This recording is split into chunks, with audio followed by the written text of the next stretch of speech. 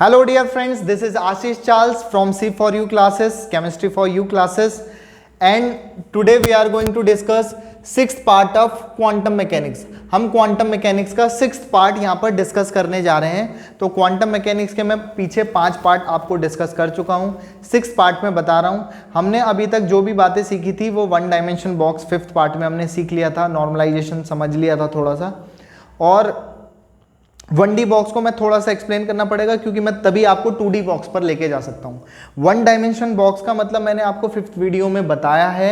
आप लोग जाइए, ध्यान से देखिए, समझिए. कोई प्रॉब्लम होती है कॉल करिए, कमेंट कीजिए, जैसे पूछना है आप कर सकते हैं. सिक्स्थ पार्ट में अभी आज स्टार्ट करने जा रहा हूँ. सिक्स्थ पार्ट में मैं सबसे पहले आपको 2 डायमेंशन बॉक्स पे जाने से पहले मैं आपको 1D बॉक्स पर लेके जाने वाला हूँ. वन डायमेंशन बॉक्स जब तक समझ नहीं आएगा तब तक हम यहाँ पे नहीं पहुँच पाएंगे. तो हम पहले इसको आप समझिए, बेसिक क्लियर कीजिए, उसके बाद हम आगे बढ़ते हैं. तो होप आपको समझ आ रहा होगा. धीरे धीरे आओ सीखें. तो वन डायमेंशन बॉक्स के लिए अभी तक हमने जितनी बात करी थी, तो वन डायमेंशन बॉक्स के लिए हमने बोला था wave function √2/L sin n pi x upon L से दिया जाता है, जहां पर L जो है डिस्टेंस है वन डायमेंशन बॉक्स की. जो वन डायमेंशन होती है, एक डायमेंशन में 0 to L डिस्टेंस तक आपको पार्टिकल या क्वांटम मैकेनिक्स के जो पार्टिकल्स है, इलेक्ट्रॉन, प्रोटॉन, न्यूट्रॉन, उनके मोशंस वेव की फॉर्मेट में देखने. तो 0 to L डिस्टेंस पर वो किस तरीके से मूव करते करते आगे बढ़ते हैं, that is called wave function. Wave function से हम क्वांटम मैकेनिकल पार्टिकल के मोशंस को कहीं ना कहीं रिप्रेजेंट कर रहे होते हैं वेव्स की फॉर्मेट में. तो size equal to √2/L sin n pi x upon L आता है, जहां पर स्मॉल n आपके पास एनर्जी लेवल के लेवल्स को रिप्रेजेंट कर रहा होता है. दूसरी, इसके बाद हम इसकी एनर्जी कैलकुलेट करना बताया था, इसका भी डेरिवेशन बताया था मैंने, इसके भी डेरिवेशन पे बात करी थी मैंने.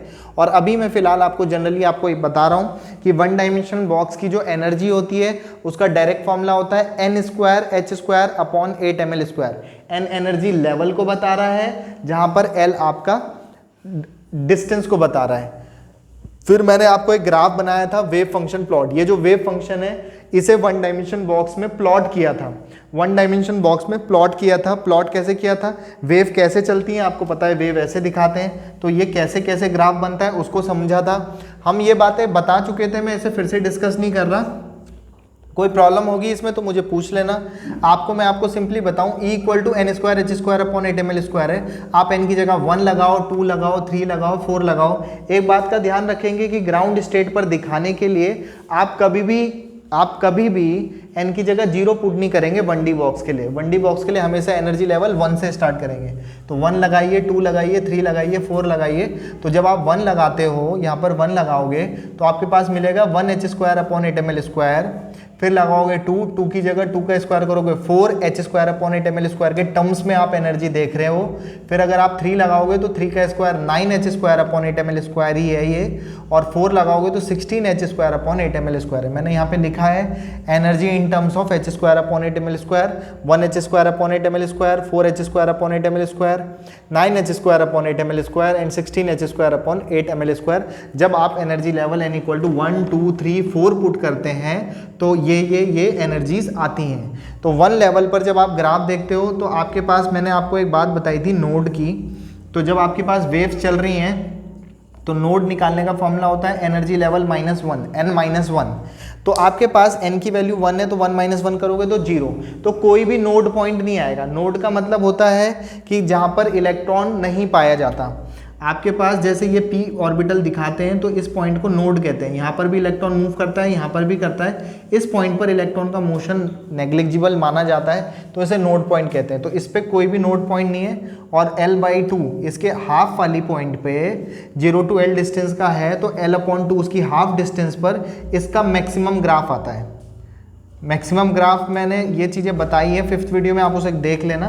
मैं अभी आगे बढ़ रहा हूँ क्योंकि मेरा जो मोटिव है आज पढ़ाने का, मेरी आज की क्लास 2D बॉक्स पे, फिर भी मैं इसको रिपीट कर रहा हूँ. तो L/2, एक बार L/2 हिस्सा किया, L/4 मतलब आपने 1/4 हिस्सा लेना है नेक्स्ट लेवल पे. L/4, 2L/4, 3L/4, 4L/4 करोगे तो ये 4L/4 करोगे तो ये L ही बनेगा. L डिस्टेंस तक आप पहुँच जाओगे. तो आपके पास L/4 पर एक हाइट आती है और 3L/4 पर एक नीचे हाइट आती है. 3L/4 एक्चुअली यहाँ पे है बीच में कहीं, जहाँ पर इसका ये हाइट वाला पोर्शन है. 3L/4। फिर नेक्स्ट लेवल पे आपको 6 हिस्से करने हैं, मतलब पहले एक ही हिस्सा किया, L/2 किया, फिर L/4 किया, फिर L/6, फिर L/8, L/6, 2L/6, 3L/6, 4L/6, 5L/6, 6L/6 करोगे तो वो L आएगा, जो कि ये डिस्टेंस L डिस्टेंस की है। तो L/6 पर हाइट, फिर ऐसे और ऐसे, फिर यहाँ पे ऐसे कर्व आते हैं, तो एक ऐसा, फिर यहाँ पे 2, फिर यहाँ ऐसे 3 आए, यहाँ पे ऐसे 4 आए। आपको नोड पॉइंट देखना होता है, तो आपके पास जिस लेवल पर होगे उससे एक कम नोड आता है। तो यहाँ पे तो कोई भी नोड पॉइंट नहीं है, यहाँ पे तो कंटिन्यूस वेव मोशन कर रही है इस तरीके से। यहाँ पर क्या हुआ, इस पॉइंट पर ये नोड पॉइंट है, तो यहाँ पे कितने नोड पॉइंट दिख रहे हैं आपको ऐसे, ये नोड पॉइंट नहीं है, यहाँ पर कोई वेव मोशन या कर ही नहीं रहा था इन पॉइंट्स पर, ये है, ये आपके नोड पॉइंट है। तो यहाँ पे 2 नोड पॉइंट है, n की वैल्यू 3 है तो 3 - 1 2 नोड्स हैं, तो 2 नोड्स दिख रहे हैं। यहाँ पर 4 लेवल है तो 3 नोड्स दिख रहे हैं, 1 2 एंड 3। इस तरीके से आप एनर्जी प्रोफाइल डायग्राम का ग्राफ प्लॉट करते हैं 1 डायमेंशन बॉक्स के लिए। 2D और 3D के लिए आप वेव फंक्शन प्लॉट नहीं करेंगे। अब हम बात करते हैं 2 डायमेंशनल बॉक्स की। तो इतना आपको सब समझ आता है कि अभी तक हम बात कर रहे थे एक ही डायमेंशन में मोशन करने की, एक ही डायमेंशन पे, एक ही डायमेंशन में, एक ही डायमेंशन पे, एक ही डायमेंशन पे। ये कोई वाई एक्सिस नहीं है, ये आपके पास एक ही डायमेंशन पर आप उनकी एनर्जी रिप्रेजेंट कर रहे हो, इस लेवल पर, इस लेवल पर, इस लेवल पर, इस लेवल पर। इस लेवल पर वो ऐसे वेव मोशन करेगा, ऐसे मोशन करेगा, ऐसे मोशन करेगा और ऐसे मोशन करेगा। बस इतना ही याद रखना होता है, 1D बॉक्स स्वाहा हो जाता है। बहुत सिंपल सा है। हालांकि ये यूनिट सबसे टफेस्ट यूनिट है और मैंने हर वीडियो में बोला है, फिर भी मैंने इस यूनिट को सबसे पहले पकड़ा था, पर मैं कोशिश कर रहा हूँ कि आपको जितने बेटर से बेटर तरीके से बता सकूँ सिंपल वे में। अभी बात आती है 2D बॉक्स पे। तो 1D बॉक्स का जब आपको वेव फंक्शन याद होता है तो 2D बॉक्स का सिमिलरली आपको ऐसे याद रखना है, कुछ नहीं करना, √2/Lx, √2/Ly, 2 डायमेंशन है तो Lx Ly चल रही है, साइन nx पाई Lx इंटू साइन ny पाई y Ly।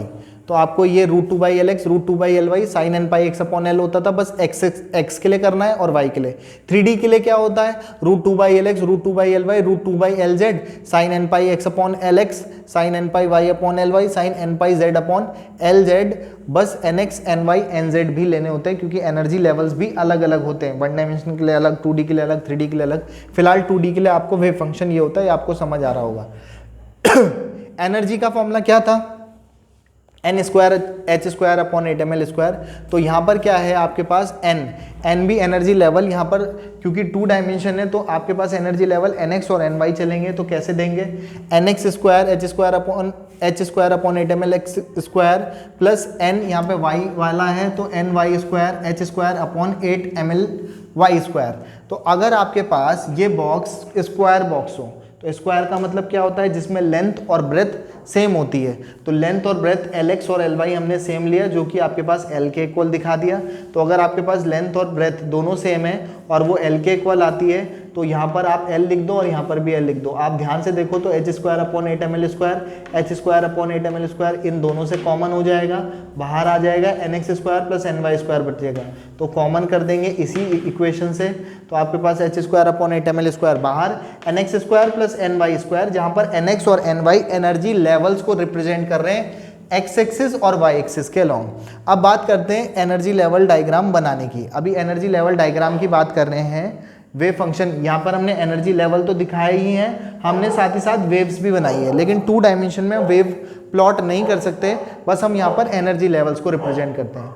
तो ये बहुत इंपॉर्टेंट चीज़ है, आज की क्लास की सबसे मोस्ट इंपॉर्टेंट पार्ट है। इस पर आप लोग सभी ध्यान से सुने, कोई भी इधर उधर ना जाएं, ध्यान से समझते रहें। बेसिकली आप ये बताओ, ये वाला इस इक्वेशन को देखो, क्योंकि आपके पास इसी फॉर्मूले से हमने ये एनर्जी लेवल डायग्राम बनाने हैं। तो आपको एक एक करके सोचना है। इसको बनाने के लिए आपको हिट एंड ट्रायल मेथड का यूज़ करना होता है। तो हिट एंड ट्रायल आप समझते हैं, आपको अपनी तरफ से कुछ कुछ वैल्यूज सोचनी है, कुछ कुछ आंसर्स निकल के आएंगे, उन्हें देखना है सेटिस्फाइड कर रहे हैं या नहीं कर रहे हैं। किस तरीके से चेक करना होता है, एक एक करके मैं धीरे धीरे आपको बताने की कोशिश करता हूँ। धीरे धीरे समझने की कोशिश करो, अच्छे से समझने की कोशिश करो, आओ सीखें। तो h²/8mL² तो कॉमन है, nx और ny की जगह आपको अलग अलग एनर्जी लेवल्स बताने हैं। तो आपने क्या किया, सबसे शॉर्ट में मैंने क्या कहा था, एनर्जी लेवल 0 कभी नहीं लगाना, तो सबसे छोटा क्या लगा सकते हो, 1। तो nx की जगह भी 1 रखो, ny की जगह भी 1 रखो। जब आप यहाँ पर भी 1 पुट करोगे, 1 पुट करोगे, 1 का स्क्वायर 1, 1 का स्क्वायर 1, वो सॉल्व करके आएगा 2। तो जब ये आएगा तो 2h² अपॉन 8ml² बनेगा। तो आपके पास ये बना ही है n इक्वल टू 1 लेवल पर, n इक्वल टू 1 लेवल पर आपके पास जब ये n इक्वल टू 1 लेवल है, 1 भी नहीं कह सकता मैं, 1 कहना पड़ेगा मुझे। तो n इक्वल टू 1 और 1 लेवल पर आपके पास जो एनर्जी आती है वो आती है 2, क्योंकि ये सॉल्व करके 2h² अपॉन 8ml²। तो मैंने 2 लिखा है, बाकी h² अपॉन 8ml² के टर्म में ही एनर्जी दिखा रखी है। तो ये एक्चुअली 2h² अपॉन 8ml² ही है। फिर आगे बढ़ो, अब आपने क्या करा, यहाँ पे 1 पुट किया, यहाँ पे 2 पुट करा, तो 1 का स्क्वायर 1, यहाँ पे 2 का स्क्वायर क्या कर 2 का स्क्वायर करोगे तो 4, 1 + 4 कितना आएगा 5। तो यहाँ पे ये जो एनर्जी बनी है 5h² अपॉन 8ml² बनी है।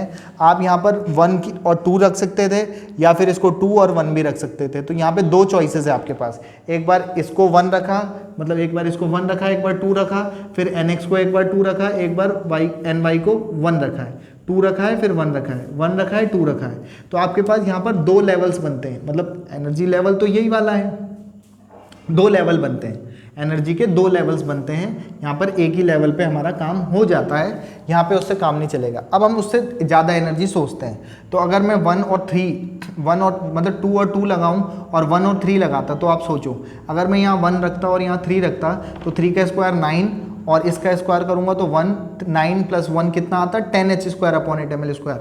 तो मैं 10 भी रख सकता था, बट अगर मैं यहाँ पर 10 पुट करता हूँ तो उससे कोई ये हिट एंड ट्रायल से काम नहीं कर रहा है, क्योंकि इससे कम एनर्जी का 8 वाला भी बनता है। तो वो कैसे बनता है, अगर आप यहाँ पे 2 और यहाँ पर भी 2 पुट करो तो 2 का स्क्वायर 4, 2 का स्क्वायर 4, 4 + 4 करेंगे तो 8h² अपॉन 8ml² भी बनेगा, जबकि उस 1 और 3 रखने पे 10 वाला लेवल आ रहा था। तो 1 और 3 से मेरा काम नहीं चला, वो हिट एंड ट्रायल से फेल हो गया, और इस तरीके से 2 और 2 से हमारा काम बन रहा था, इसकी जगह 2, इसकी जगह भी 2 रख करके।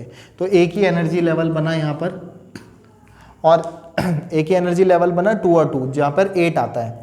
फिर 1 और 3 पुट करने पे 10 लेवल बना। फिर और सोचो, 1 और 4 भी सोच सकते थे, 1 और 4 सोचो तो 4 4 + 16 + 1, 4 4 + 16 + 1 17 हो जाएगा।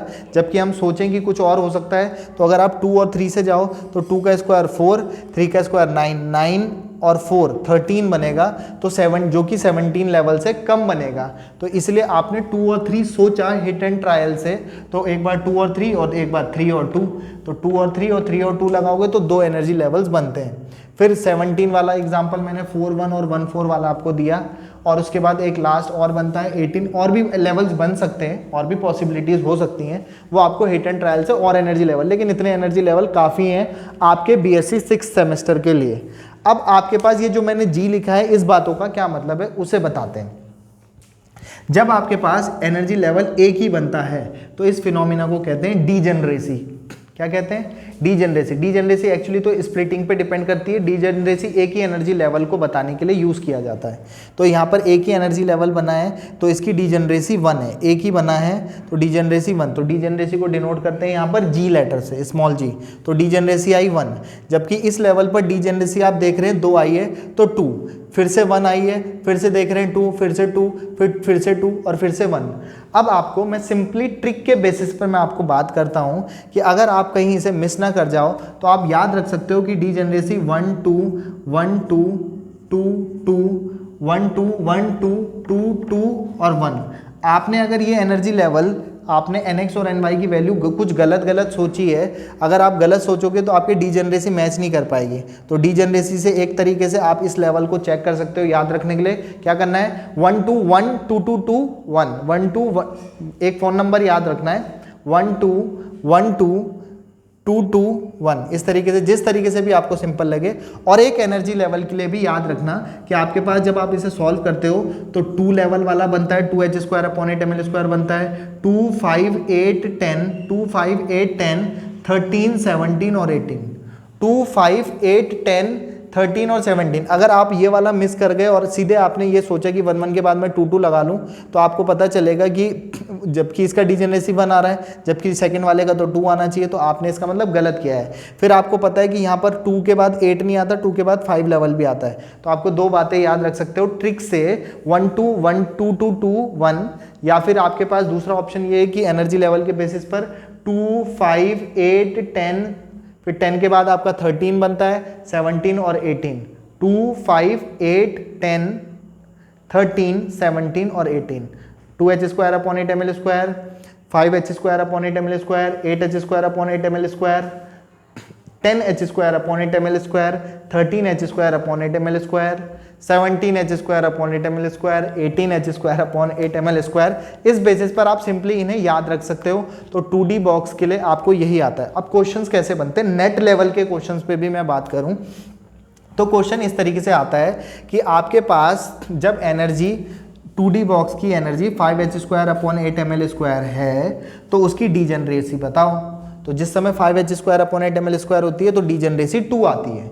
ऐसे आपको ये याद करने होते हैं। आपके पास दूसरी चीज़ की बात करेगा, आपके पास जैसे आपके पास बोला कि आपके पास 8h square upon 8 ml square में nx और ny की वैल्यू क्या होती है, तो 8 के केस में nx और ny की वैल्यू 2, 2 चलती है, या अगर 10 लेवल पे पूछा है तो 1, 3, 3, 1 चलती है। इस तरीके से आप इन बातों को याद रख सकते हो बहुत सिंपल तरीके से। अगर आप इन दोनों की एनर्जी का गैप पूछे तो जैसे उसने बोला, एक क्वेश्चन इस तरीके से पूछा कि आपके पास ये ग्राउंड स्टेट है, ये फर्स्ट एक्साइटेड स्टेट है, ये सेकंड एक्साइटेड स्टेट है, ये third ground state, first excited state, second excited state, third, fourth, fifth.